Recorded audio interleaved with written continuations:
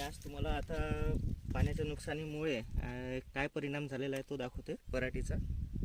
हे बघाल तर बघा, आपलं बोंड पूर्णपणे तयार होतं फुटण्यासाठी, पण अतिवृष्टीमुळे बघा यातून कसं कोंब बाहेर निघालेलं आहे. बघा, तर पाण्याने काय परिणाम होत आहे हे तुम्ही बघालाच. म्हणजे बोंडसळ झाडे पडत आहे पूर्ण आपले. तर पूर्ण कापूस पूर्णपणे तयार झालेला आहे आणि पूर्ण पाण्याने खराब होणे चालू आहे.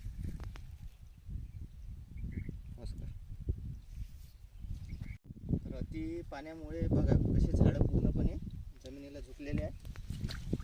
चारी इकडे सगळीकडे झाडं पूर्ण आपलं नुकसान चालू आहे. बघा पूर्ण चारी इकडे सगळे आपले झाडं पूर्ण जमिनीला टेकले आहे, त्यामुळे बोंड पूर्ण जमिनीला लागत आहे.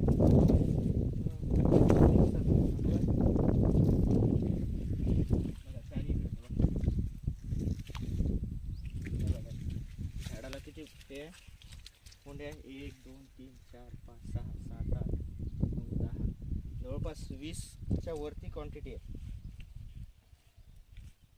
आता काय मिळेल याच्यातून, झाड किती दिवस उभं राहील हे आता माहिती नाही.